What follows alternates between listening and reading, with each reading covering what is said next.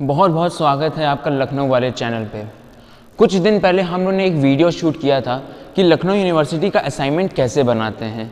उसमें बहुत अच्छा रिस्पांस हम लोग को मिला, उसके लिए बहुत बहुत धन्यवाद।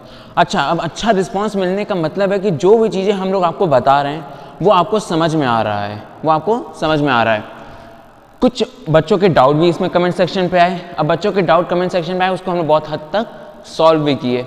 वैसे ही एक और डाउट पर्सनली भी पूछा जा रहा है और कमेंट सेक्शन में भी डाला जा रहा है कि भैया अभी जो करेंटली एग्जामिनेशन पैटर्न चल रहा है उसमें हम लोग को मिनिमम 6 पेज का आंसर लिखना है।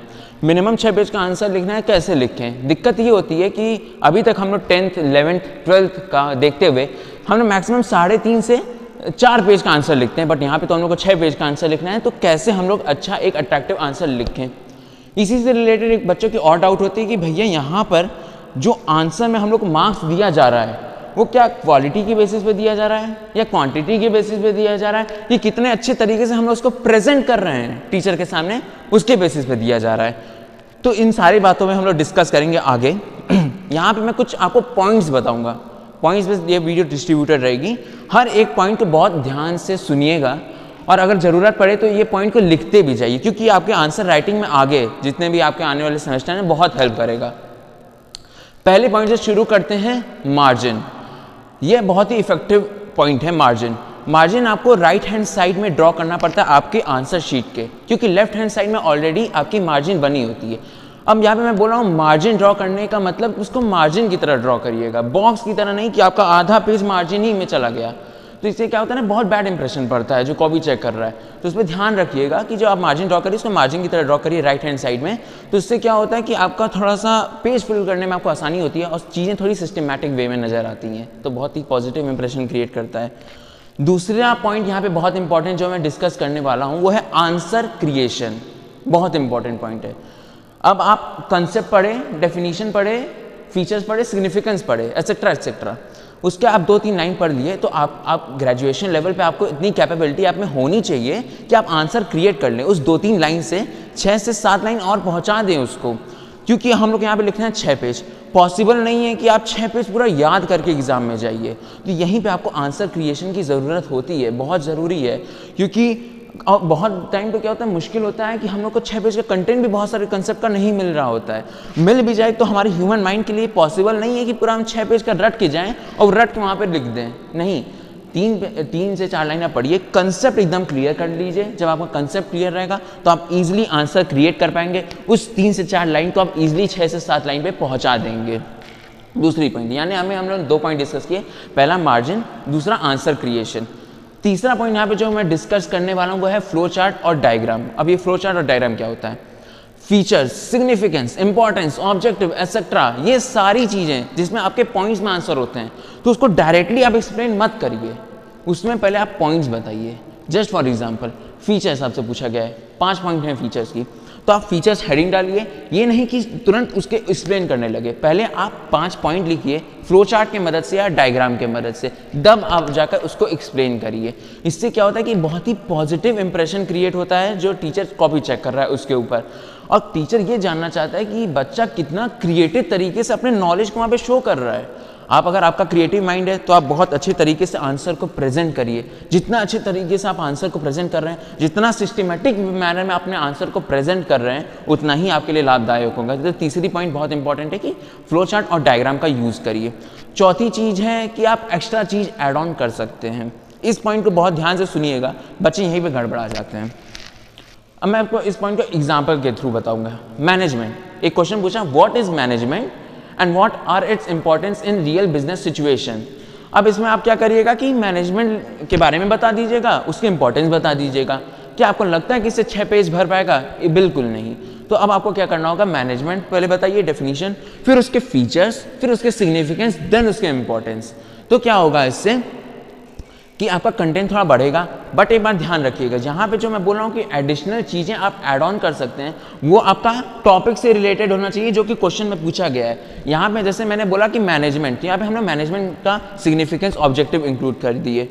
अब जैसे कि क्या है कि मैनेजमेंट का सिग्निफिकेंस ऑब्जेक्टिव इंक्लूड किए मैनेजमेंट पूछा था। अब यहाँ पे अगर आप कोऑर्डिनेशन इंक्लूड कर देते यहाँ पे अगर आप कोऑर्डिनेशन मैनेजमेंट को हटा करके कोऑर्डिनेशन इंक्लूड कर दें तो ये तो आपका टॉपिक ही कंप्लीटली डिफरेंट हो गया। तो टॉपिक से रिलेटेड होना चाहिए, इस बात का हमेशा ध्यान रखिएगा कि जो भी चीज़ एक्स्ट्रा इंक्लूड कर रहे हैं उस आंसर में वो टॉपिक से रिलेटेड होना चाहिए, मोर और लेस क्वेश्चन से रिलेटेड होना चाहिए। ये हमारी 4 पॉइंट डिस्कस हुई। 5वीं चीज़ है इंपॉर्टेंट पॉइंट्स को हाईलाइट करना। बहुत लोग की आदत होती है कि 10th 11th 12th में भी ये काम करते हैं, पर अब जो नहीं करते हैं वो आपसे शुरू करना। क्या होता है कि जो टीचर कॉपी चेक कर रहा है उसके पास बंडल ऑफ कॉपी है चेक करने के लिए, सब आपकी तरह 6 पेज लिख करके बैठे हैं। उसमें क्या होता है कि टीचर इंपॉर्टेंट पॉइंट छांटता है कि आंसर में कौन कौन से इंपॉर्टेंट पॉइंट्स हैं। इंपॉर्टेंट पॉइंट्स छांटने का रीज़न ये होता है कि वो इंपॉर्टेंट पॉइंट्स देख लेता है कि अगर बच्चा ये आंसर में ये सारी इंपॉर्टेंट पॉइंट्स इस टॉपिक से रिलेटेड इंक्लूड किया है, यानी कि इस टॉपिक से रिलेटेड उसको नॉलेज है, तो उस बेसिस पे वो मार्क्स उनको दे देता है। तो इंपॉर्टेंट पॉइंट्स को हाईलाइट करना बहुत ज़रूरी है, क्योंकि किसी भी टीचर के पास आज के टाइम इतना टाइम नहीं है कि वो आपका 6 पेज का एक एक लाइन देखेगा। अब वो हाईलाइट आप कैसे कर रहे हैं वो आपके ऊपर, आप हाईलाइटर का यूज़ कर रहे हैं या स्केच पेन का यूज़ कर रहे हैं, अब आप अपने सुविधा अनुसार उसको यूज़ कर सकते हैं। बस हाईलाइट करना इंपॉर्टेंट पॉइंट बहुत ज़्यादा ज़रूरी है। अब लास्ट पॉइंट जो कि एक है हमारा कंक्लूजन। अब ये भी बहुत लोग तो यूज़ करते हैं 11th 12th में, बट बहुत कम लोग यूज़ करते हैं। बट यहाँ पे आप इंक्लूड कर सकते हैं, क्योंकि यहाँ पे अब आपको 6 पेज पहुँचाना है। 6 पेज पहुंचाने हैं तो आप जो ऊपर दिए गए जितने भी पॉइंट्स हैं आप उसको इंक्लूड कर लिए, तो भी आपका 6 पेज आंसर नहीं जा पा रहा है। अब 6 पेज आंसर नहीं जा पा रहा है तो क्या करें? तो बेफालतू की चीज़ उसमें मत लिखिए कि जो क्वेश्चन से हट के लिख रहे हैं, नहीं, आप एक कंक्लूजन पैरा इंक्लूड कर दीजिए। अब कंक्लूजन पैरा में आपको क्या लिखना है ये भी हम बताते हैं। कंक्लूजन पैरा में जो आप पहले लिखे हुए हैं, ठीक है, जो भी कंटेंट आप पिछले 5 पेज में 4 पेज में लिख के पढ़ें, उसको आप कंक्लूजन वाले पैरा में इंक्लूड कर दीजिए। वो क्या होता है ना, थोड़ा अट्रैक्टिव लगता है हट के, क्योंकि सब लोग तो कंक्लूजन लिखते नहीं है और आपने पूरे टॉपिक को कंक्लूड करके लिखा है, पूरे आंसर को कंक्लूड करके लिखा है, तो ये भी कहीं ना कहीं टीचर जो कि कॉपी चेक कर रहा है उसको बहुत ही अट्रैक्टिव लगता है। तो यहाँ पर मैंने ये 6 पॉइंट डिस्कस किए। इस 6 पॉइंट्स को मैं एक बार फिर से रिपीट कर देता हूँ, आप कहीं लिख भी लीजिए, और अगर कहीं डाउट आ रहा है तो आप एक बार फिर से वीडियो को रिवाइंड करके देख लीजिएगा।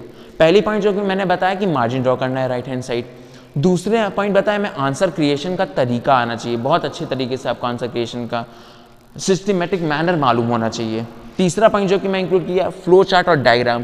फ्लो चार्ट और डायग्राम आपको पेज फिल करने में भी मदद करता है और कहीं ना कहीं अट्रैक्टिव भी बनाता है।